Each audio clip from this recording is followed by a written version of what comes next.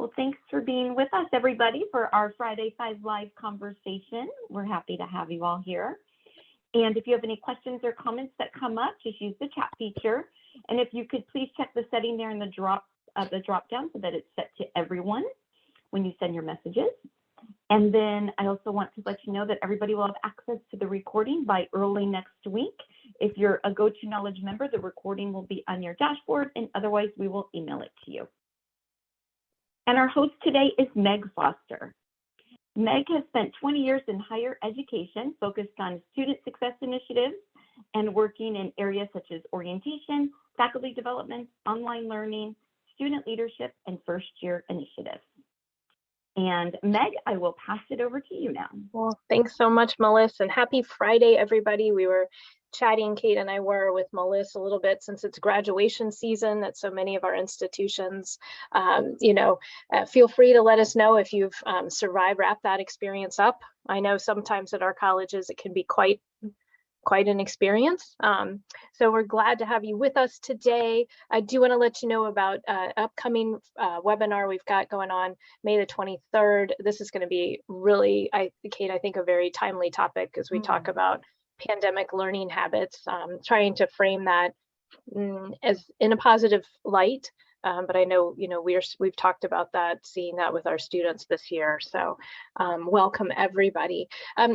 We do really love the chat feature of our Zoom time together. So I certainly have questions for Kate that we'll talk through, but if you have questions, don't hesitate to put those in our chat, and I'll make sure that we weave those into our conversation. So Kate Mueller has been kind enough to join us today. Thank you, Kate. And she is the Vice President of Student Services at Coastline College, and has a great deal of extensive work in higher education at all kinds of institutions and even internationally, which just such a wealth of knowledge and background. And we're doing this series around kind of the concept of leadership in higher education in honor of our friend and colleague, Denise Sweat. And so as Kate and I chatted, we're just going to lean into it, right? As Denise would say, just jump in, just go do that thing. It'll be great. And it always is. So Kate, I'm just delighted to get to have this conversation with you today.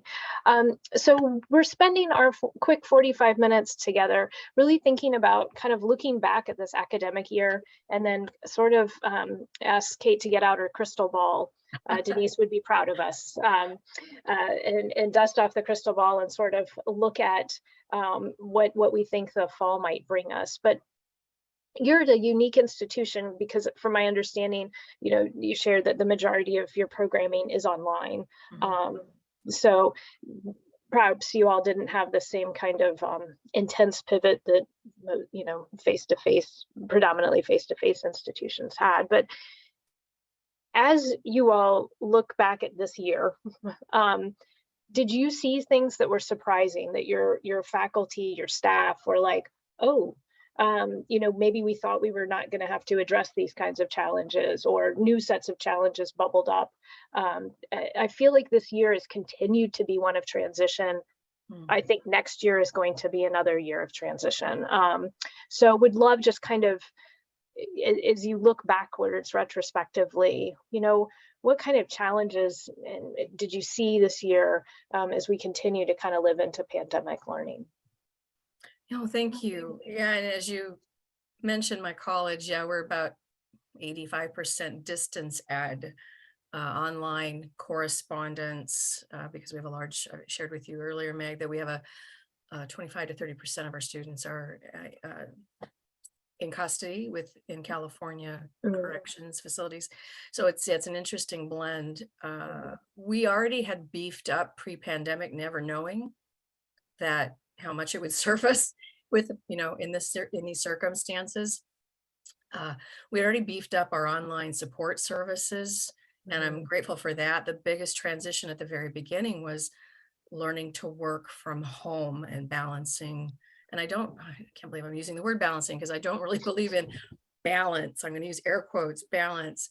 It's a give and take. There's a flow, there's a flexibility. There's never a 50-50 or turn it on, turn it off anymore, if there ever was. Anyway, with that being said, for this last year, Looking back at this academic year, I've seen how people have simply leaned into, this is how we work right now, meaning Zoom meetings as our means of doing business, how we are communicating with students, with each other, how we're conducting meetings, whether it's one-on-one, committees, etc. And I'm in a district that is a bit on the conservative side as far as health and safety. So we are still masked and we are still not 100% back online. So that's my paradigm. I'm aware that some other institutions are not doing masks anymore and might be back 100% of the time already. But just to share where I'm coming from with some of my comments today. And so recognizing the flexibility that current circumstances can afford us, I think is something that people have wrapped their heads around, as far as a blend of remote and on-site working, a blend of how we're teaching and how students are learning, how we're serving students. At the beginning of the think back to the beginning of the pandemic versus now, and you're in a Zoom meeting, and it's not such a giggle or a surprise when you see folks' cats walking across keyboards and tails in people's faces, kids in the backgrounds, dogs barking at the mail carrier. You know, they're just part of our meetings now. We're almost like, where? I haven't heard your dog today. Where is he? Is he okay? And we got to know each other's pets and kids. And I think we've been invited into each other's homes. As you see people's backgrounds or someone walking by, or like I said, our pets, our kids, those kinds of circumstances, I think we've gotten to know each other maybe a little bit on a personal level that maybe we didn't before. So I think that's I think very interesting. I think we'll miss some of those things as we go back to 100%. And now with, people use the term when things are opening up.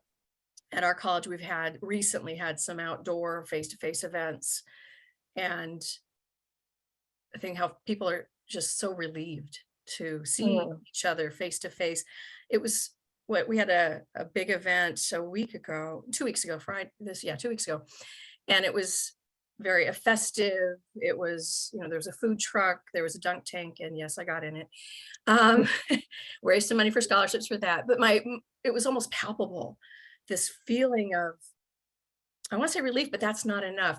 And it was a combination of relief and joy and just to be in each other's company face to face and feeling safe doing it because it was outside.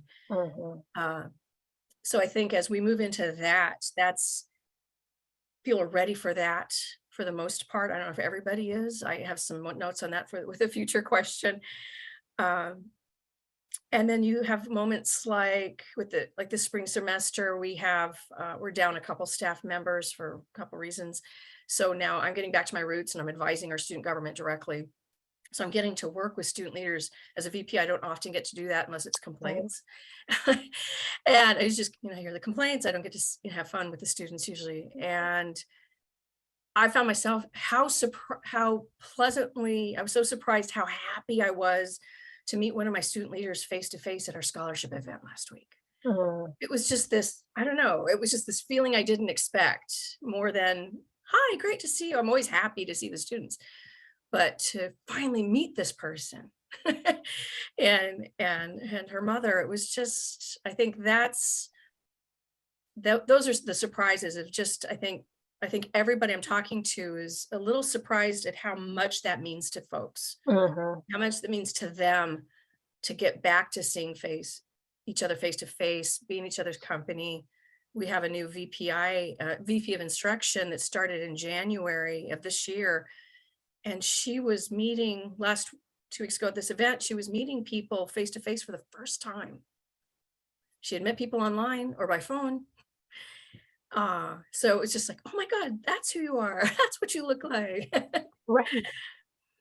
This is what I look like, not just from the shoulders up, right? Like this is the whole of me, right? Yeah. Yeah. My husband, he teaches full-time. He's tenured faculty at a sister college, and he's at one of his classes is dual enrollment at a high school, and the students have the option of wearing their mask or not mask now. But he's used to seeing everybody like this, right? And now with the students who have their mask off, he said it's actually taking him a moment to get used to what they look like without the mask, and recognizing them, because for 3/4 of the semester, he's gotten to know them face to face this way. And it just struck him how it wasn't just an obvious, of course, that's who that is. It took him a moment with each of those students that isn't wearing a mask. Found that really intriguing. And so I love this idea of that. Part of one of the kind of wonderful surprises we're seeing is, I think you're right. I think in a way we had almost forgotten how helpful it was, what it meant emotionally, right? To be together in real time, in real life, not with the computer screen, but together. And Miles mentioned that his college is back doing graduation, in person, all in one place again. And another colleague has reminded us that sadly they're seeing rising COVID cases in their area, which I know we're certainly seeing that as well. But I do think there's this importance of reminding, and a lot of literature is talking about this. Yesterday, I got to talk to Jessica Gifford, who does a lot of work around student mental health, and she's got a new project going on called Project Connect. The idea of the importance of kind of reteaching our students how important it is to connect with one another. I know that sounds almost crazy that we have to kind of teach that behavior again, but that it's not just enough to connect via a phone, right? It's not just enough to do a text or FaceTime, that we need to be intentionally pulled together in real time in one another's spaces. And we have to get used to that again. We've worked in some level of isolation, whether we're working remotely at home or with our college or within our district, but especially at our college, people are working 2 or 3 days on site and then the rest of the time at home still currently. We expect that to change midsummer or so, but they're used to working with just a handful of people spread out in a large room in their cubicles. I'm thinking the staff. And when we all get back together again, it's going to be noisier and feel a little more crowded. And for us to be cognizant of how we're feeling or how our teams are feeling, it's going to be really important. Absolutely. And that's kind of a nice segue into this idea of, sort of, are there trends that you're seeing? So we've talked about kind of this work in isolation, which it is going to be interesting as we make that transition back. I know our state is, I think, pretty much telework is sort of coming to an end come July. But are there other trends that you've seen, anything with students that, you're like, oh, we need to be aware of these? Yeah, I mean, I find the students very resilient. I think many are ready to be back on site, but so many were exposed to online services and online education that I'll speak more about that in a little bit, but that's a factor. But I think overall what I'm seeing is I wrote down some notes and I wrote down people are done. They're just I think they're done with surprises, and they're done with ambiguity, and they're done with rolling with things in a way they've never, at a volume they've never had to. In student affairs, higher education, we roll with things all the time. Right. It should be in the job description, ability to roll with things. You'll see the word flexibility, but right. Roll with it. Yeah, it's, in job description, you might see the word flexibility or able to deal with ambiguity, but they don't get specific, but it's really just, you gotta be able to roll with things. There's going to be surprises, but we've had such a long-term level of ambiguity and so many surprises, and for such a long length of time. And I think between the quantity and the length of time, people are like, oh, enough. I think that, God forbid if there's another surge that, at least like in our district, if there's a surge that has our board of trustees saying, okay, we're going to extend the mask and we're going to extend the remote working, I think I will see actual tears. It's just people are ready to figure out what is the new normal, whatever that is, right? That's another thing we have to be mindful of. It's not going to be what it was before.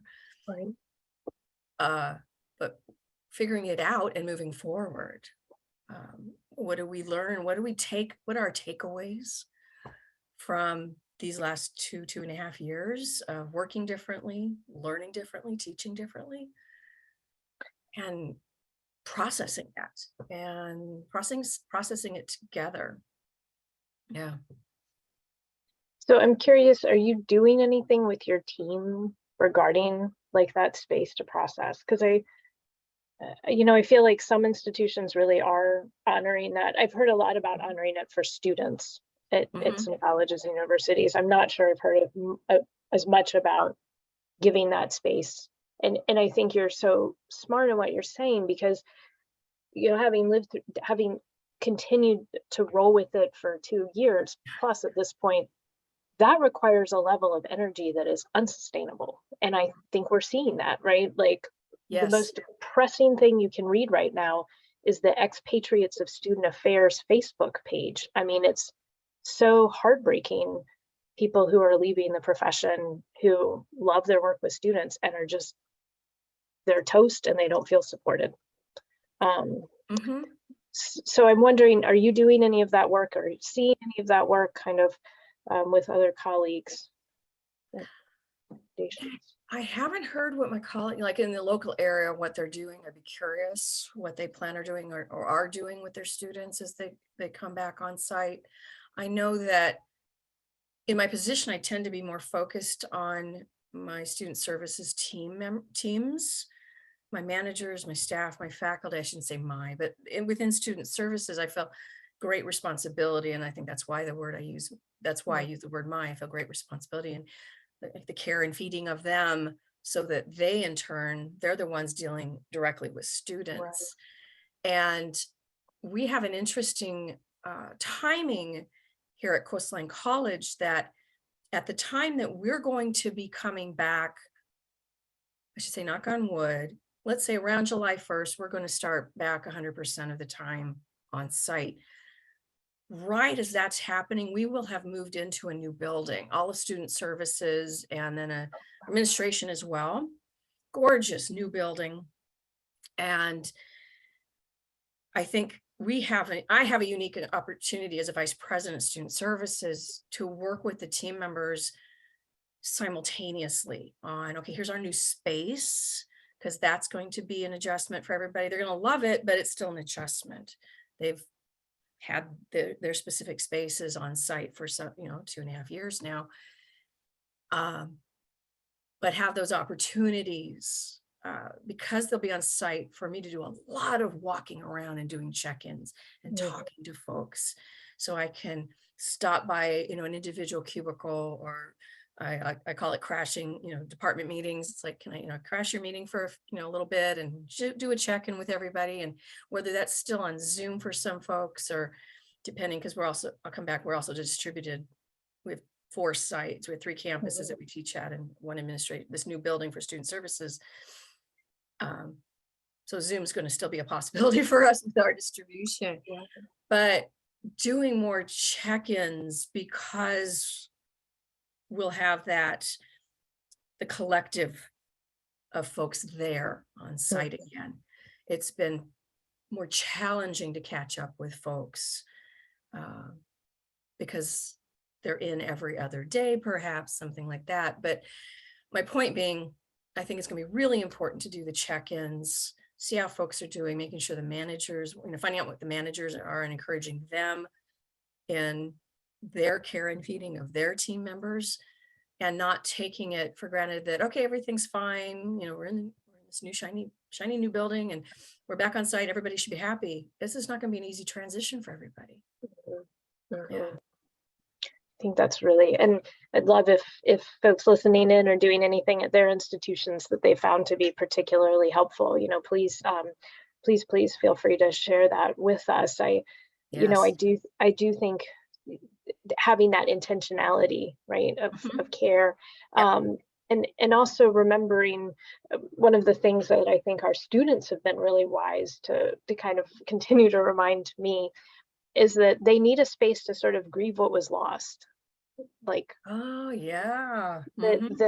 And I think about actually my husband had the same situation where, you know, he was in a building that was shut down, and now he is in a brand new building in a sort of twice a week kind of thing.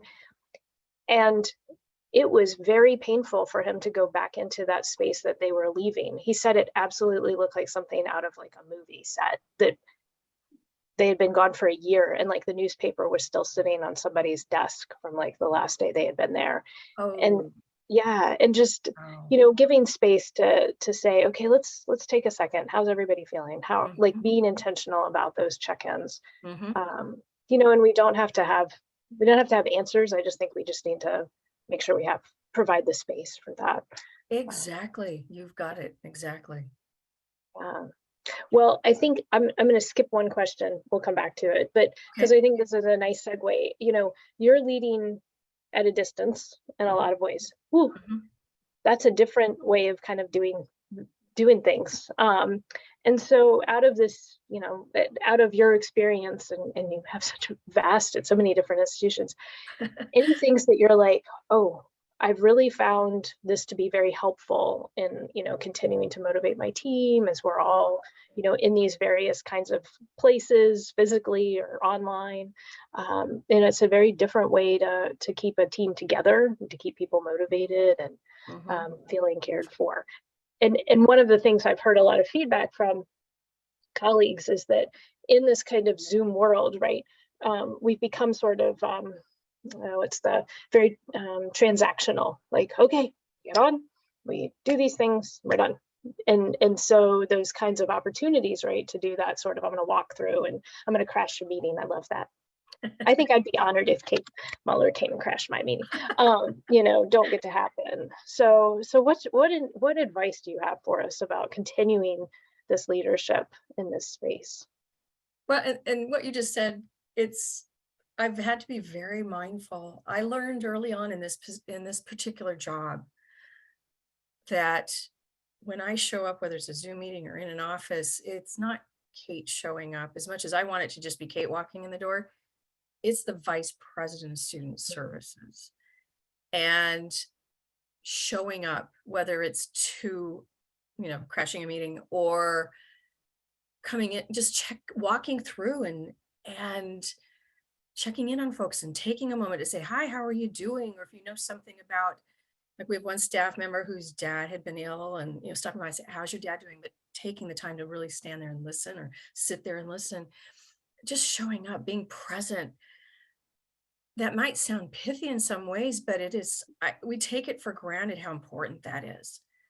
One of the things that popped in my mind just now was one of the personal touches I was doing before the pandemic was writing birthday cards to every member of our student services team, which is about 75 staff and dozen managers. Used to be a dozen managers. We've had to downsize a bit, and then fellow managers as well, and our faculty that are in student services. And I transitioned to electronic, like an email with a graphic.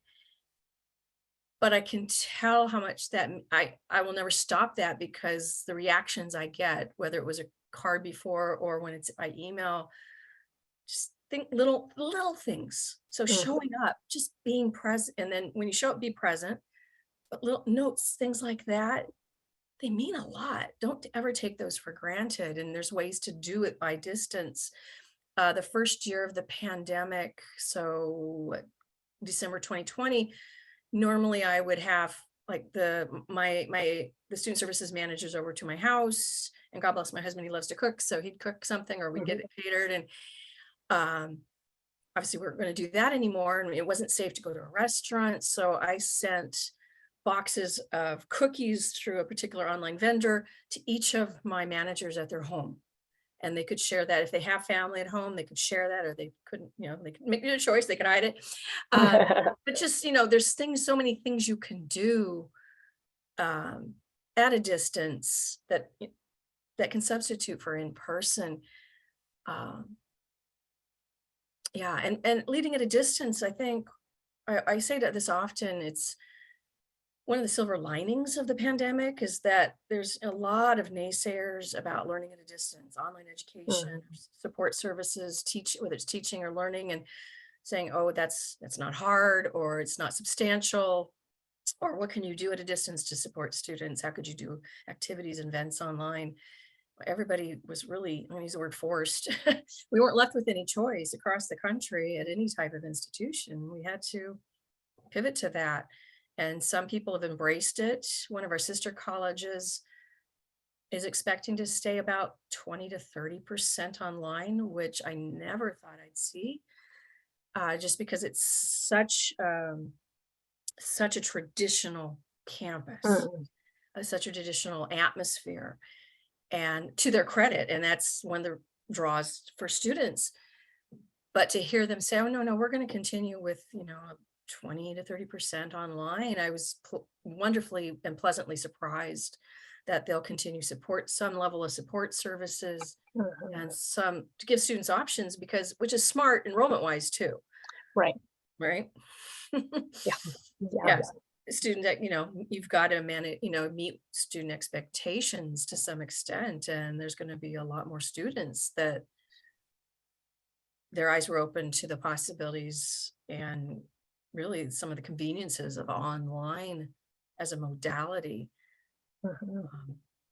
And so I think looking at a distance, it's, how can you do multiple modalities of teaching and support services, and making sure your team can handle the technology, that they understand it, can maximize it. Just recently, someone brought to my attention that there were several members in student services that still didn't feel confident with some of our technology. And I was very embarrassed to learn this, because I had made the error of assuming that by now folks would be confident, and I'm learning that some still aren't. So how do we help them? How do we help them feel confident and understand how to maximize the tools that we do have? And if we're bringing on new tools, like we did at any time, but how help people adapt to that? Such important things to consider. And I can just hear Denise wanting to tell us all the importance of meeting students where they are, right? And listening to our students. Like she was right there. Very much so. And I mean, it's up an important point. I mean, I know there's been a lot written in the news about California community college system and enrollment numbers. And I mean, it's certainly nationwide, but I think because you all are the biggest system, it's you probably get a lot more airtime than you would probably like to have. Yeah. Excuse me. And so making sure that we're that's a whole other conversation, I feel like, about how to meet our students where they are and continue to attract students to our institutions and be relevant. Kate, sorry about the cough. I know I've got my Kleenex here because it is like prime pollen season still in the state of Virginia. So. Yeah, it was high 60s earlier this week, and it's going to be 90 today. Oh, nice. It was humid earlier this week. It's 13% humidity today. 90 degrees. Oh, 90 degrees. And I go, oh my gosh, between allergies and asthma, you're like, oh my goodness. But yeah, I think with, something you just said made me think, it's how to, continually discovering ways to connect with each other, with our students, in person, virtually, but always with meaning and intentionality. Yeah. Right. So I'm right. I take notes, and I love this idea of meeting connection with meaning and intentionality. I think that's because students see through it when there's no. Oh yeah. And our faculty and staff feel the same way. And they're, I mean, God love them. Like there's no space right now for something that doesn't have that isn't an authentic. Right. We're going to do this. What's the purpose of doing this training or whatever it is. So that's a good, we're going to skip, sorry, one more time, skip questions. So number 5, Okay. So I know that the summer is not a break, right? Like that's the great misunderstanding Oh, of yeah. the education. Yeah. But taking summer as a space for rest or renewal, do you have any tips Yeah. for those of us listening in? Because we all need to take care of ourselves so that we can Oh, take care take of care of our other people. students. Yes, exactly. That's one of my soapbox mantras. Yes, I'm right there with you, Meg. I'm reminding folks of that, whether it's, it's one of my best friends is a college president, and she'll push and push and push herself. And like, I said that to her recently again with this, especially this month with all the celebrations and demands on time. I'm like, you gotta take care of yourself. You can't take care of anybody else. So my notes for this question, it says first, don't leave renewal and rest for just the summertime. Oh, First and foremost. It does tend to be quieter. If nothing else, maybe we have less meetings. I know with us as a public institution, a lot of participatory governance or shared governance, however someone might phrase it at their institution. I know I have far fewer I don't have committee meetings and council meetings because the faculty are off contract. So we have a firm commitment to no quote unquote summer magic. And we take that participatory governance very seriously. So that helps disconnect a little bit. You have a little less time taken up by those things, but time just gets filled in with other things. And for student services in particular, the teams in our area are, again, like you mentioned, that there's really no downtime. There's certain departments like our admissions and records. There's never a quiet time for them, ever, ever.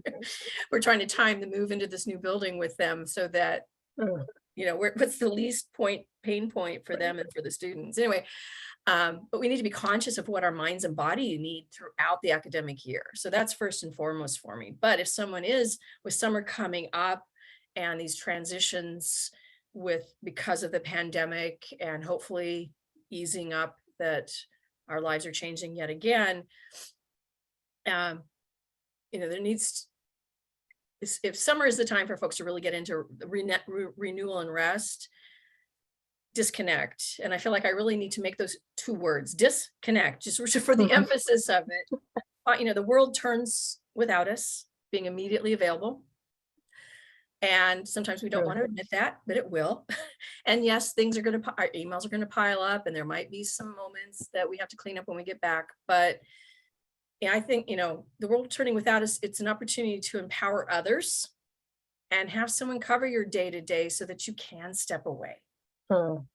It's an opportunity for, like, when I take some time off, I try to truly take it off. I have some planned time off this summer, a week in June, 2 weeks in July, where I plan to disconnect outside of, I trust that they will text me if it's an emergency, because they know that I will look at the text. If there's a call, I'm going to answer it. But for the most part, I have 2 deans and I have them take turns. And they are the acting vice president. And it's an opportunity for them. It's an opportunity for me to okay, I have trust in you. And it's an opportunity for them to gain some experience in that area, because some of my team members are looking for promotional opportunities in the future. And even if they're not, I appreciate getting maybe the perspective of sitting in my chair. So they attend some of the meetings that they normally would never attend, or address some of the issues they would normally never have to do. It can be eye-opening, it can be empowering. And the same for, say, my deans, inviting their directors to cover for them for time off. But part of that also is assuring, and if we set up things like the tiny logistical things of an out-of-office reply for email and a phone, so that they feel good about, okay, I've referred students or whoever to someone else, I can step away. And I think in summer, it can help us develop different routines for ourselves. It can maybe be a reboot for some folks as we make this adjustment back to face-to-face. And like one of my new routines, and I've been doing it now for most of the pandemic, is, and I'm going to struggle if I have to give this up, because the luxury of working remotely. Every Tuesday morning I hike at 6 a.m. with a friend and a friend and colleague, and we tackle these tough mountains. And as we hike, we solve all the problems of the world as we chat away. But I'm thinking, okay, what am I going to do? And I really haven't come up with a solution. I need to talk to my supervisor to say, on Tuesday mornings, can I come in later so that I can get my hike in, call in after I've gotten just quickly freshened up, and then I'll come in on site. Because it's like, okay, prioritizing some things. And I think that's an opportunity, summer's an opportunity to reflect, because you do have maybe a little quieter time at work. And if you do take some time away, do a reset, a reboot for yourself, but look at your priorities in your life, and what do you want to prioritize, and how do you do that? How do you find that yin yang, so to speak? Because I don't like the word balance. There's never a 50-50 balance in anything. Right. No, there's not. But I think I love that you're saying, and then have that conversation, because I think so many of us sometimes feel like we can't have that conversation, and we're coming out of this time where we have gotten to do scheduling very differently. And to be able to say it's an important priority to me that I take this hike, that I pick up my kids from the school bus. I mean, whatever that thing needs to be. And here's how we can make that work so that I'm still providing the same level of, work for my institution. Miles has reminded us, and Kate, you would really love Miles. He's amazing. That you he's saying, encourage or demand staff to use leave aggressively as campuses come back in person, because so many of our teammates have surplus leave that they really need to use. And I love that idea of using your leave time, disconnect. 1,000,000,000% yes. But what a great opportunity to give somebody a chance to step in and learn some new skills or attend meetings. I think that can be so powerful, because then you hear things that are differently, and just you get to understand our organizations in different ways. So really using it as a time for leadership growth is, I really love that. Kate. Love that. Well, as we look to wrap up, so looking towards the fall semester, you gaze into the crystal ball. What should our faculty and staff, what do we need to be really attuned to? What do we need to be aware of? What do we need to be thinking about? As I begin to answer that question, I'm realizing that I think the theme today, Meg, is intentionality. I think Denise would love that. Yeah. Oh, no doubt. Absolutely. I think of her so often as I make decisions or to say yes or no to things. It was such a transition to go from working on site to go from working on site and in person to home. Now we're 2+ years later, it's flipping, or it already has flipped for folks. We're transitioning back, and I alluded to this earlier. We need to be cognizant that this is a big deal. This is a thing. Recognize that for like the woos, the extroverts, they couldn't be happier getting back. They're surrounded with colleagues and students, and others might really need to ease into that. Might feel moments of anxiety or being overwhelmed coming back. Figuring out how they manage many aspects of their lives because of this flipping back. I know that when I had to, I'm trying to remember, I think it was January, we started to come back on site far more often. And it took me a day or two to recognize what I was feeling. And even I was feeling a little anxious about, okay, how does this work now? How does this work with me going on site, and what's that going to be like? Because I was going back into a new temporary office that I had spent no time in. And so a different physical space in a different configuration than I've ever had before. you know, just what's the mood going to be like? What are the interactions going to be like? And I kind of, you know, I've enjoyed, you know, like before this meeting, I threw my laundry in the dryer. It's Right. at 8:30 on a Friday morning, and it's like just having to do things differently again. That's going to be easier for some than others, and again, being mindful of that is going to be very important. And then I would imagine giving our teams, as we've said, that space to kind of check in, reflect. How is it going? How are you? Yeah. I think it's up to us to ask really good questions, not invasive questions, but not go beyond, how are you doing today? It's asking, what's it like for you to be back more days a week now? Or when, you know, if you're in new spaces, it sounds like I'm not alone in being in new spaces. Right. You know, how's that feeling for you? How's this working for you? Is there anything and I often will end a meeting, whether it's a group meeting or one-on-one, it's like, okay, what more can I be doing for you? I always, it's like being very purposeful and then shutting up and listening. Listening a lot more than we talk.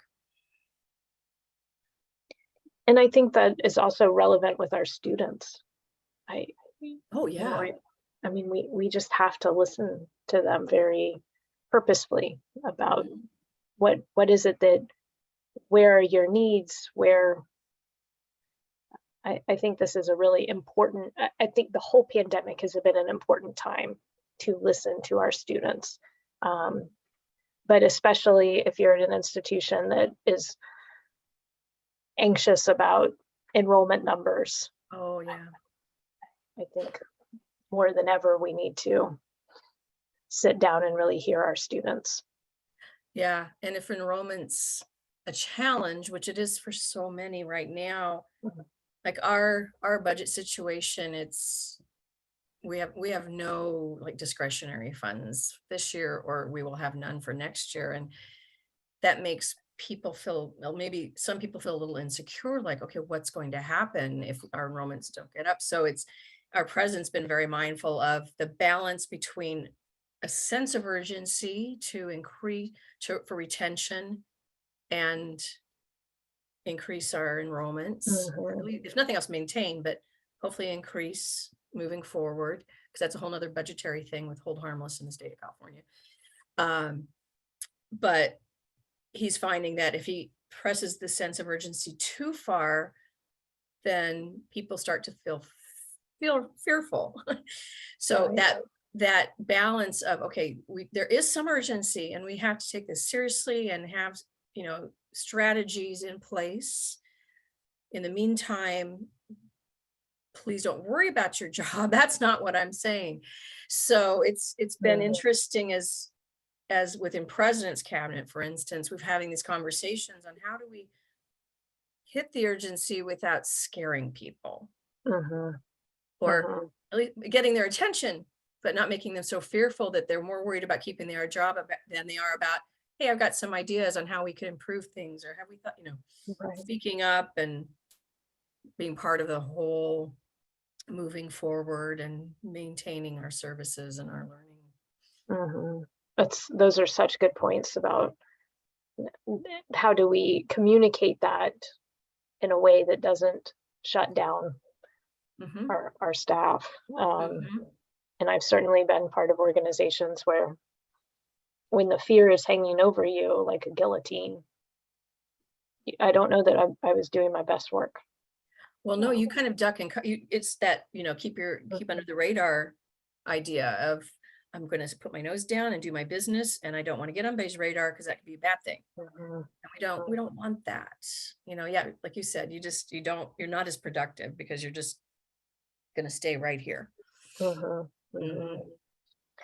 all good things for us to consider as we think about this. I mean, it's going to be another year of, I think, transition again.